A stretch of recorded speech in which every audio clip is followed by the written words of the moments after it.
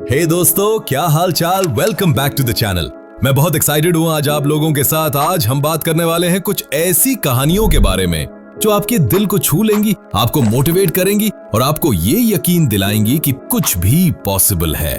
हम डाइव करने वाले हैं into the world of incredible comeback stories अपने इंडिया के लोगों की, जिन्होंने ऐसी मुश्किलों का सामना किया जो लगभग इम्पॉसिबल लगती थी। बिल्कुल बॉटम तक पहुंचे, लेकिन फिर सब कुछ ओवरकम करके एक्स्ट्राऑर्डिनरी चीजें अचीव की। सोचो तो यार, लाइफ एक रोलर कोस्टर है, राइट? कभी अप कभी डाउन, कभी सब कुछ परफेक्ट लगता है तो कभी ऐसा लगता है कि सब कुछ बिखार गया। हम सभी को सेटबैक्स आते हैं, फेलियर्स होते हैं, रिजेक्शंस मिलते हैं और कभी ऐसा लगता है कि बस अब नहीं हो पाएगा। लेकिन जो लोग सच में सक्सेसफुल होते हैं, उनमें और बाकियों में क्या फर्क होता है? वो है उनकी एबिलिटी टू बाउंस बैक, अपने मिस्टेक्स से सीखने की एबिलिटी और आगे बढ़ते रहने की एबिलिटी, चाहे कुछ भी हो जाए। कमबैक्स में पावर होती है। ये एक प्रूफ है ह्यूमन स्पिरिट की रेजिलियंस का, उस ताकत का जो हमें पता भी नहीं होता कि हमारे अंदर है। ये दिखाते हैं कि फेलियर सक्सेस का ऑपोजिट नहीं है, ये तो उस तक पहुंचने का एक स्टेप है। आज हम देखेंगे कुछ ऐसी ही देसी कहानियां जो आपको मोटिवेट करेंगी to never give up on your सपने, अपने आप पर बिलीव करने के लिए और अपनी खुद की जीरो टू हीरो स्टोरी बनाने के लिए। तो एक चाय ले लो, सेटल हो जाओ और इंस्पायर होने के लिए रेडी हो जाओ। स्टोरी शुरू करने से पहले जल्दी से डिफाइन कर लेते हैं कि कमबैक से हमारा मतलब क्या है। ये सिर्फ एक छोटे से सेटबैक के बाद सक्सेस अचीव करना नहीं है, ये है सिग्निफिकेंट एडवर्सिटी को ओवरकम करना, ऐसी ऑड्स का सामना करना जो लगभग इम्पॉसिबल लगती हैं और पहले से ज्यादा स्ट्रॉन्ग और सक्सेसफुल बनकर उभरना। सोचो ऐसे, इमेजिन करो एक बॉक्सर फाइनल राउंड में नॉक डाउन हो गया। वो हर्ट है, वो थक गया है, वो लगभग आउट है, लेकिन वो अंदर से ताकत निकालता है, वो इनर स्ट्रेंथ ढूंढता है, फिर से अपने पैरों पर खड़ा होता है और एक नॉकआउट पंच मारता है। वो है एक कमबैक। आज की स्टोरीज में हम उन लोगों की बात कर रहे हैं जिन्होंने फाइनेंशियल रुइन का सामना किया, पर्सनल ट्रेजेडीज हुई, सोशल स्टिग्मा झेला या फिर ऐसी बड़ी मुश्किलों का सामना किया और फिर अपनी लाइफ को शेयर डिटर्मिनेशन, हार्ड वर्क और अपने आप पर अनवेवरिंग बिलीफ से बदल दिया। ये वो स्टोरीज है जो प्रूव करती है कि कुछ भी पॉसिबल है, चाहे सिचुएशन कितनी भी ब्लीक क्यों ना लगे। ओके, तो शुरू करते हैं एक सच्चे लेजेंड से। एक ऐसा नाम जो इंडियन एंटरप्रेन्योरशिप का सिनोनिम है, धीरूभाई अंबानी। धीरजलाल हीराचंद अंबानी या फिर धीरूभाई जैसा कि वो पॉपुलर थे, एक छोटे से गांव में गुजरात में पैदा हुए थे। वो हम्बल बिगिनिंग से आए थे। उनके फादर एक स्कूल टीचर थे। उनके पास कोई फैंसी एजुकेशन नहीं थी या फिर कोई वेल्दी फैमिली नहीं थी जो उन्हें सपोर्ट करती। एक्चुअली उन्होंने अपना करियर यमन में एक पेट्रोल पंप पर क्लर्क बनकर शुरू किया था। इमेजिन कर सकते हो, एक पेट्रोल पंप क्लर्क से इंडिया के सबसे बड़े और सबसे सक्सेसफुल कॉन्ग्लोमरेट्स के फाउंडर। ये है विजन और हार्ड वर्क की पावर। धीरूभाई इंडिया वापस आए एक बर्निंग डिजायर के साथ अपना खुद का बिजनेस शुरू करने के लिए। उन्होंने शुरू में टेक्सटाइल्स में ट्रेडिंग शुरू की, पॉलिएस्टर यार्न इंपोर्ट किया और स्पाइसेस एक्सपोर्ट किया। उन्होंने बहुत सारी मुश्किलों का सामना किया, जिसमें ब्यूरोक्रेटिक हर्डल्स, फाइनेंशियल कंस्ट्रेंट्स और एस्टैब्लिश्ड प्लेयर्स से फियर्स कंपटीशन शामिल थी। लेकिन धीरूभाई एक विजनरी थे। उन्होंने इंडियन मार्केट की पोटेंशियल देखी और वो एक वर्ल्ड क्लास कंपनी बनाने के लिए डिटरमिन्ड थे। वो अपने अग्रेसिव बिजनेस टैक्टिक्स के लिए जाने जाते थे, इंडियन रेगुलेटरी एनवायरनमेंट को नेविगेट करने की अपनी एबिलिटी के लिए और ग्रोथ पर अपने अनवेवरिंग फोकस के लिए। उन्होंने इंडियन स्टॉक मार्केट में रेवोल्यूशन लाया। ऑर्डिनरी लोगों को रिलायंस में इन्वेस्ट करने के लिए एनकरेज करके उन्होंने उन्हें अपनी सक्सेस में पार्टनर्स बनाया और उन्होंने भी बदले में अपनी कंपनी के लिए फियर्सली लॉयल बन गए। सालों में रिलायंस इंडस्ट्रीज ने वेरियस सेक्टर्स में डाइवर्सिफाई किया, जिसमें पेट्रोकेमिकल्स, रिफाइनिंग, टेलीकम्युनिकेशंस और रिटेल शामिल है। आज ये इंडिया की सबसे वैल्यूएबल कंपनीज में से एक है और ये धीरूभाई अंबानी के विजन, उनके हार्ड वर्क और इंडिया की पोटेंशियल में उनके अनवेवरिंग बिलीफ का प्रूफ है। धीरू भाई की स्टोरी हमें सिखाती है कि इससे कोई फर्क नहीं पड़ता कि आप कहां से आए हैं या फिर आपका बैकग्राउंड क्या है।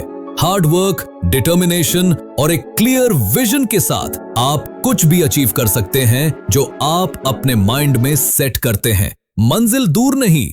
नेक्स्ट अप हमारे पास एक सच्ची इंस्पिरेशन है, एक ऐसी वुमन जिन्होंने सभी ऑड्स को डिफाई किया है और अपनी करेज और डिटर्मिनेशन से वर्ल्ड को कॉन्कर किया है। दीपा मालिक।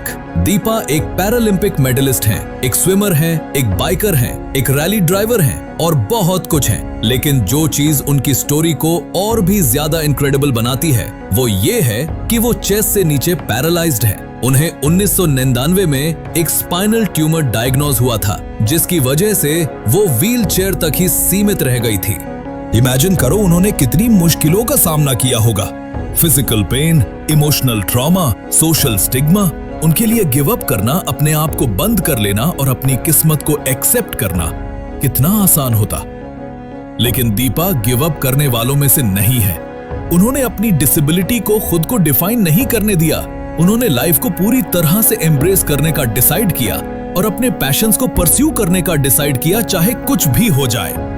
उन्होंने वेरियस स्पोर्ट्स में पार्टिसिपेट करना शुरू किया, जिसमें स्विमिंग, एथलेटिक्स और मोटर स्पोर्ट्स शामिल हैं। उन्होंने रास्ते में बहुत सारी ऑब्स्टिकल्स का सामना किया, जिसमें फैसिलिटीज तक एक्सेस की कमी, फाइनेंशियल कंस्ट्रेंट्स और सोसाइटल प्रेजुडिस शामिल थी। लेकिन वो परसिवियर करती रही। उन्होंने हार्ड ट्रेन किया, उन्होंने खुद को लिमिट तक पुश किया और उन्होंने प्रूव किया कि शेयर विल पावर और डिटर्मिनेशन से कुछ भी पॉसिबल है। 2016 में उन्होंने रियो पैरालंपिक्स में शॉट पुट में सिल्वर मेडल जीता। पैरालंपिक गेम्स में मेडल जीतने वाली पहली इंडियन वुमन बन गई। उन्होंने बहुत सारे और भी मेडल्स और एक्कोलेड्स जीते हैं और वो दुनिया भर में मिलियंस लोगों के लिए एक रोल मॉडल बन गई हैं। दीपा की स्टोरी एक पावरफुल रिमाइंडर है कि लिमिटेशंस अक्सर सेल्फ इम्पोज्ड होती हैं। उन्होंने हमें दिखाया है कि करेज, डिटर्मिनेशन और एक पॉजिटिव एटीट्यूड के साथ हम किसी भी ऑब्स्टिकल को ओवरकम कर सकते हैं और अपने सपनों को अचीव कर सकते हैं। मन के हारे हार है, मन के जीते जीत।